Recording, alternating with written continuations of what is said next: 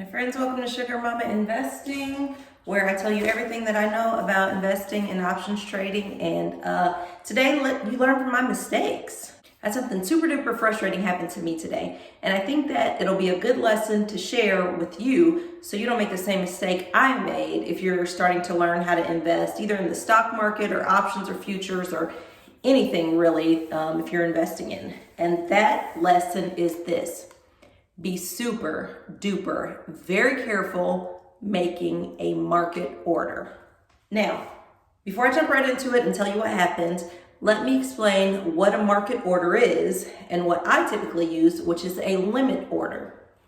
A market order is when you go to buy or sell shares of stock, and you will take whatever price the market is buying or selling for. And I said stock just a few seconds ago, but it doesn't have to be stock. It could be options, it could be stocks, it could be bonds, it could be futures, it could be commodities, whatever, Forex. A market order is when you are looking to buy or sell something, and you will take whatever price the market is willing to give you. Okay? Now, an example. Let's say that Amazon is selling for $100 a share. Wouldn't that be amazing? A market order means if someone is willing to sell you their shares, you want to buy them, and someone is willing to sell those shares for $100, the order executes or the order fills at $100. If someone is not willing to sell those shares at $100, they may sell them to you for $105 or $110. Even though you see the bid or the ask price and the stock number is going up and down, you get whatever price the market is willing to give you. Okay? Now, what I use most of the time is a limit order. Now, a limit order specifies a specific price that you are willing to buy or sell at. Now, there are a couple of different orders that you can put in. You can put in a stop, you can put in a trailing stop, you can put in a market, you can put in a limit. But today, we're just going to talk about a market price and a limit price. So, the limit price says that you are only willing to buy or sell whatever it is you're trying to buy or sell at a certain price. Going back to our previous example of Amazon, if I would like to buy Amazon, and right now it's going between $100, $105, $95. You know, stock market prices go up and down. If I put a limit order, I have to specify the price at which I am willing to pay. So I say I am only willing to buy Amazon shares if the price is $99. Okay? So as the price of Amazon goes up and down, if I find someone who's willing to sell their shares for $99, my order will fill and I will buy those shares at $99 because that is the limit price that I set, that I will not pay any more than the price that I set. Now, if the stock price or whatever commodity price never gets to $99, then my order does not fill. Okay, it sits out there and it waits until I can get an agreeable price that I said I wanted to pay. 99.9% of the time, I use a limit order. So if I am buying something, I don't want to pay any more than a certain price. And if I am selling something, options or stock, I set a price, so I will sell at this price or higher. Limit price, if you want to buy, you buy at this set price or lower. Market order, you get what you get and you don't throw a fit. Let me tell you what happened.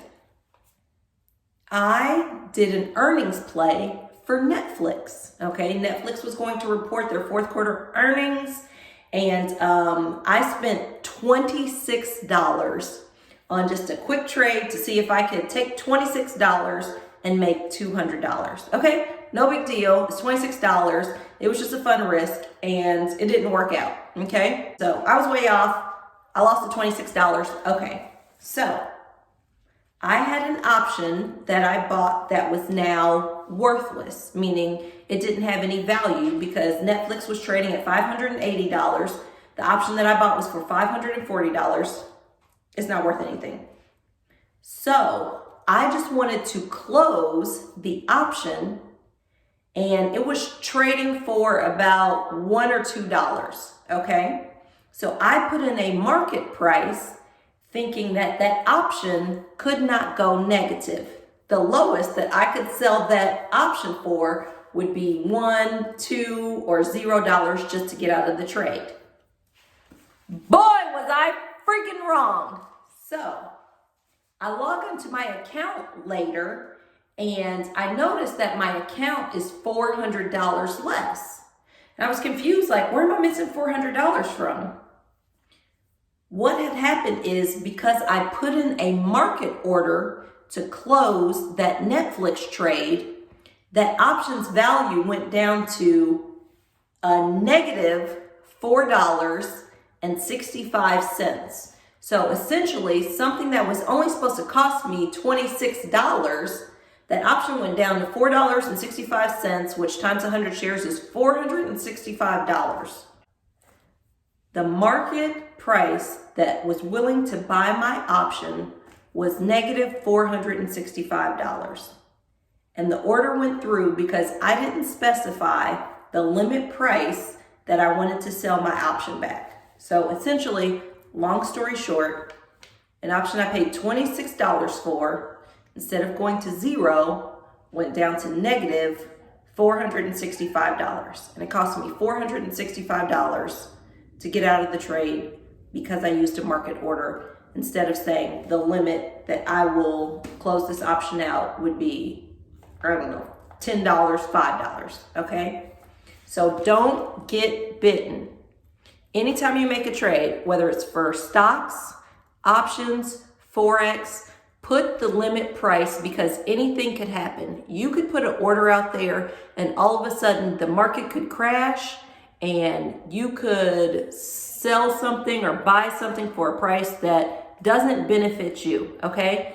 A market order does not benefit you. It just gets you in a trade. Get in the habit of putting a limit price in, and you don't have to quibble over a couple of dollars. Get in the habit of putting a limit price in so you don't get hosed. Here is what my account looked like. See that? See that profit loss for the day? $460, $470. That market order cost me $465 because that's what the market was willing to buy my option at, okay? And went $460 in the negative when I was only supposed to spend $26.